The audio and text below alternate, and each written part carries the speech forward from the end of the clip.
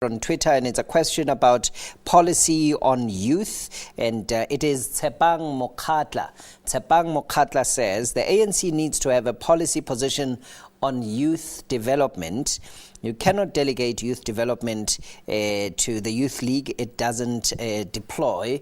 What is the policy on youth development and in particular matters of deployment? Peter?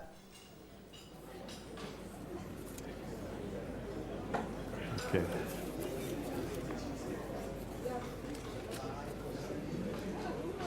All right, a very warm welcome back. Thank you for joining us and choosing to watch this special broadcast, the latest in the series of New Age business briefings brought to you by the SABC, and today sponsored by 49M. And our guests today, Comrade Jeff Radebe and also Comrade Gwede and they're talking to us a little bit about the policy conference, elective conference that's taking place, that's coming up, and also some of the issues within the party and some of the plans that they have going forward. All right, let's get a couple of questions from Twitter. There's one here from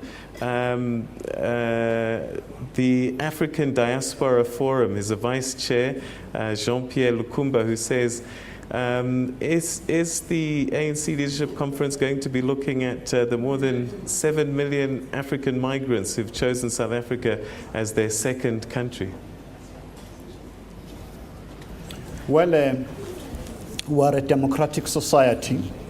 Our constitution and the law does not allow us to discriminate against foreigners if they are properly lawful residents of the Republic of South Africa.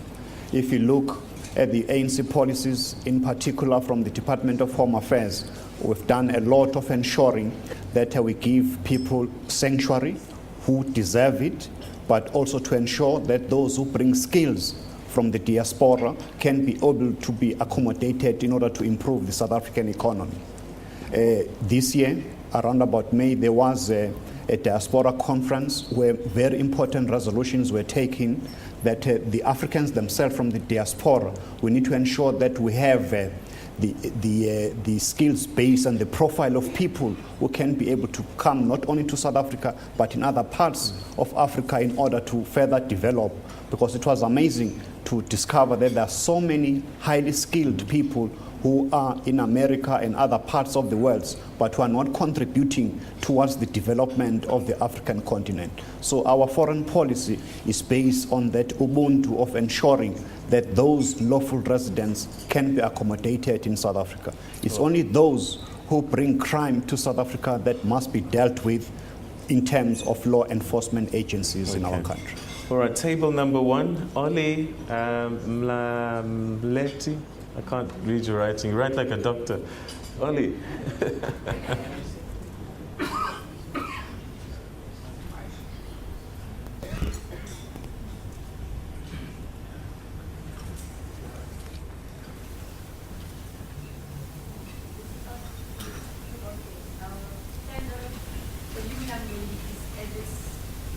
Okay. I am speaking and asking this question as a gender activist.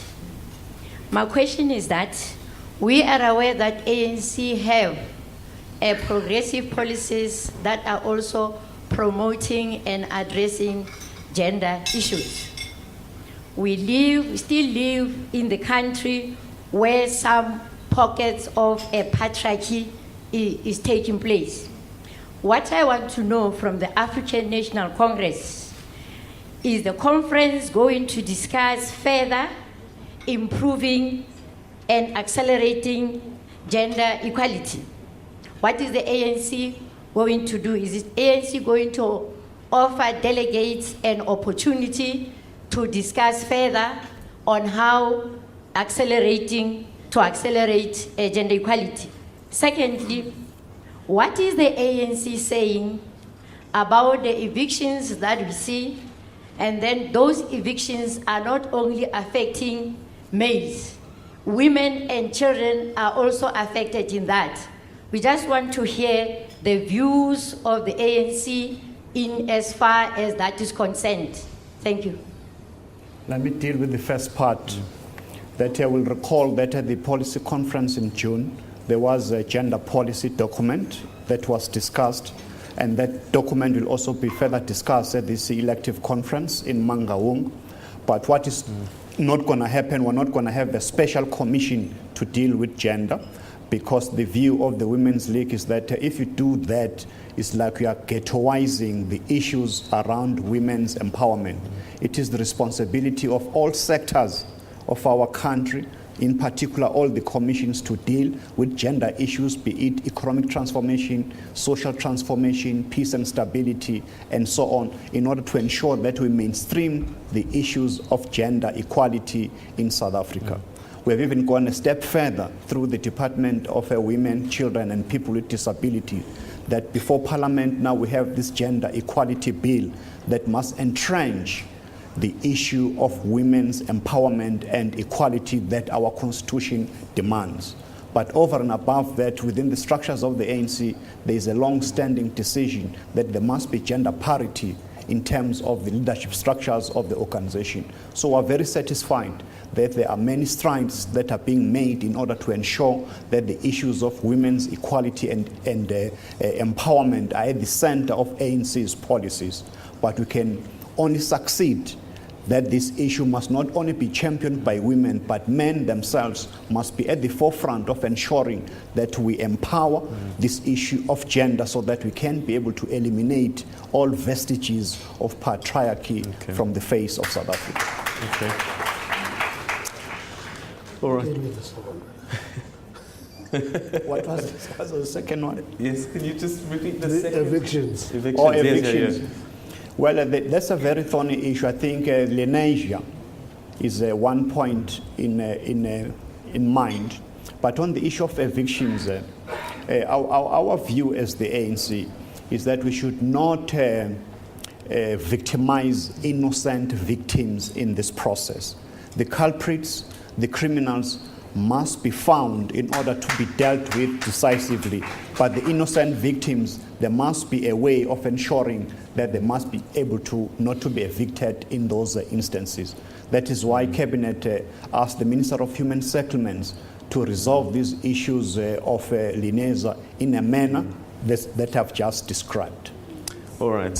Beulah Amanda Ntuli writes on Facebook and says, do you believe that the ANC has served the people of South Africa well under the current government? And do you both personally still believe in the leadership of President Jacob Zuma? I don't think we should answer the latter part. Okay. Because the president of the ANC is coming to conference. He is not contesting the position of president. He is the incumbent. He is going to be contested. So we should not get delegates. Delegates will debate that issue. Okay. But in terms of the ANC having served the people of South Africa, I think I want to suggest to business people that let's put together some resources, take samples of people in the country, take them to the continent, and that's for them to see. To democracies that 1965, 1961, and so forth, 47, and so forth. Old democracies, and compare the progress we've made over the last 18 years to what has happened in many countries, whether you go to Africa, you go to Latin America, developing countries, and you see the progress we've made. When we cite figures, many people think that we're just citing figures. When you say in 1993, only 39% of South Africans had access to electricity. Today, it is 84% of South Africans who have access there. People think that we're just posting. That is what has been done practically. Clean drinking water, tap water in rural areas. When you grew up in rural areas, it was a dream to see tap water. You thought that it was something that belongs to towns and cities. Today, it's normal. People get there. You can look into the question of the houses that have been distributed for free to the bottom end of society. The unfortunate part of it is that poverty impact negatively on people. They sell them. That's why we deal with a different problem. We give our people houses, they sell them because they want money now. And I think we must deal with the question of unemployment, poverty, and inequality to actually sustain other programs that serve our people. But we're quite comfortable with the progress we're making, but we're accepting that much more needs to be done. Okay. Just to add one point there, that if you look since 1994, more than 3 million black middle class has been created by the ANC government. That's the sign of progress, that 3 million people who were in starvation before 1994 now are able to fend for themselves without any support from government. So that's tremendous progress that the ANC is making. All right, question for you. It's being mooted that you might be wanting to think about changing the size of the NEC and additional members. Is that under consideration?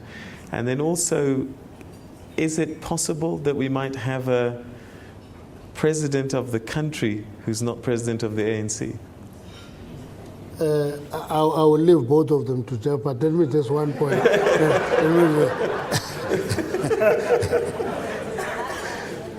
Well, there is a standing... Let me just make one point. You know, when people think that they are actually pulling the ANC, put the finger on the nose of the ANC, sometimes do what I call cutting your nose to spite your face. Yeah. They say they must change the electoral system to continuous system.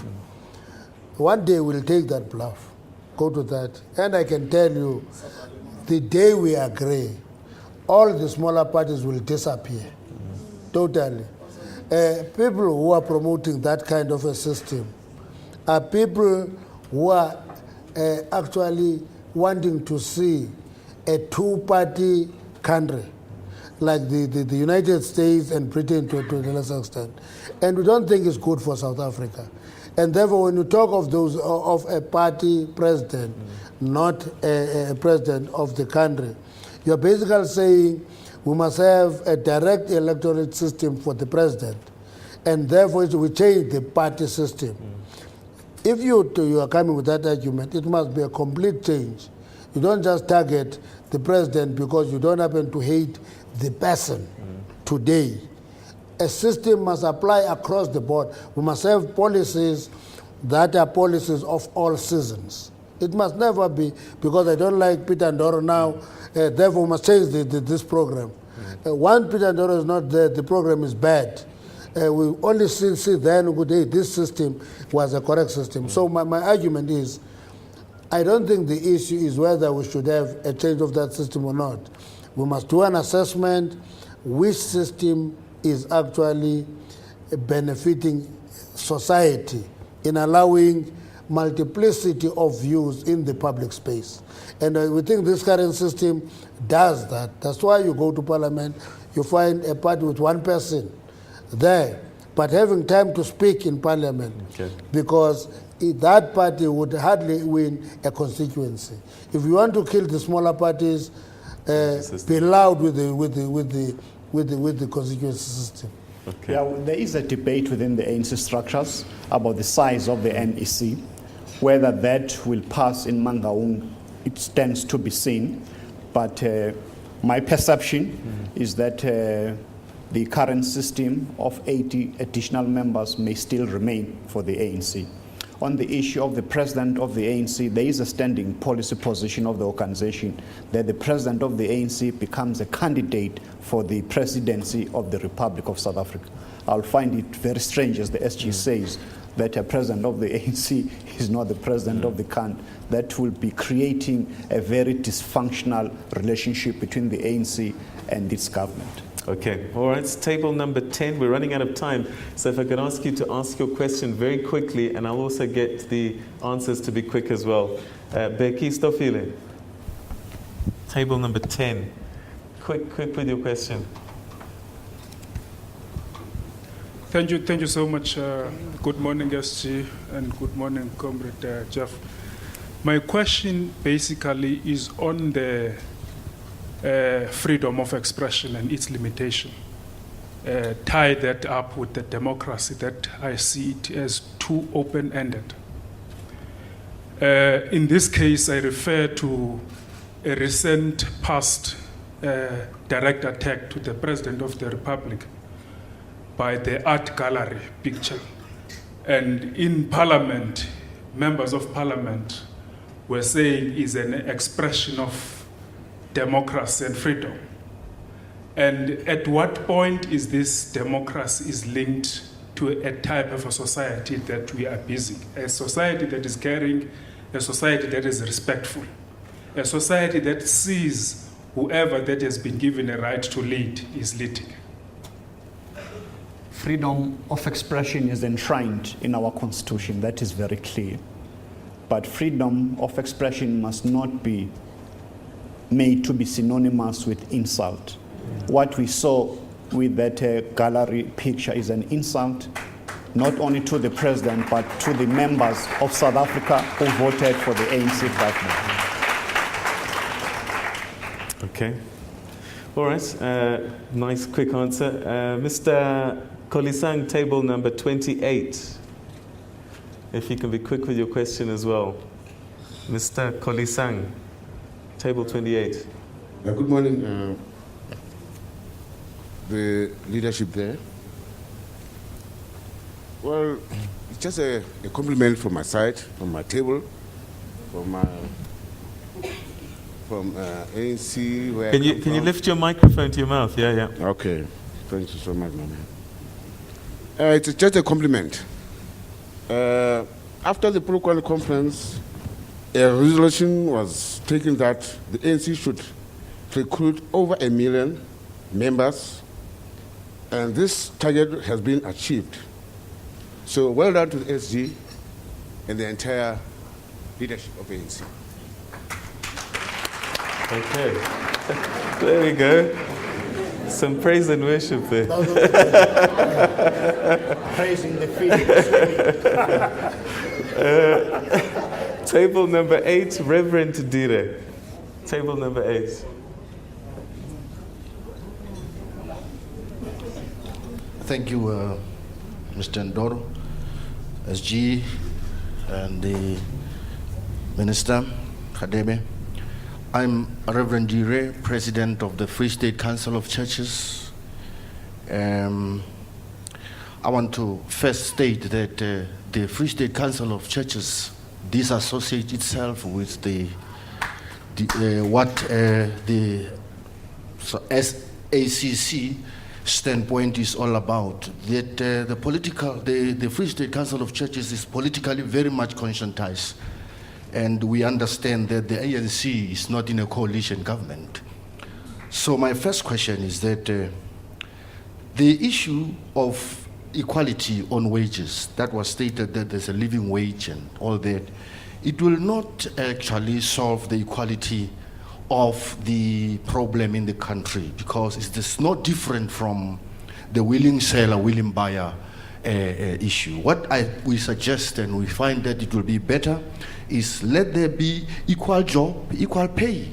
That will definitely address and actually stop this strikes on unhappiness of workers. My second last point is that the perpetrators of violence in the country, that undermines the system, the process of the system, and they are being identified, and who actually go to an extent of becoming bad influences that lead to instability in the country, as if the country is lawless.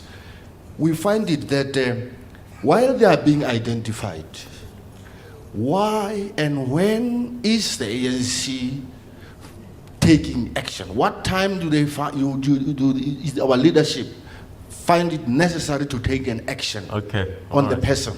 Thank you. Fantastic. Thank you. Well, on the last question, I think if I understood the good Reverend appropriately, talks about lawlessness in the country and those who perpetrate violence. I think our law enforcement agencies are under instruction to ensure that criminals are uprooted from South Africa, but they must also be given a fair trial, and hopefully that the independent judiciary will ensure that those that are found guilty must be sent to jail. There cannot be any reason for people to become lawless because we are a constitutional democracy. We need to leave no stone unturned in uprooting all those elements from within our society. All right, unfortunately, and as I said, we've run out of time and we're going to have to leave it there. So, ladies and gentlemen, if we could just say thanks to Comrade Gwede and Radebe, ANC Secretary General, and ANC NEC member, as well as the Chair of the Policy Subcommittee, Comrade Jeff Radebe. Thank you very much indeed, gentlemen, for your time. We wish you luck with your conference. The nation is watching with hope. Thank you so much. All right, and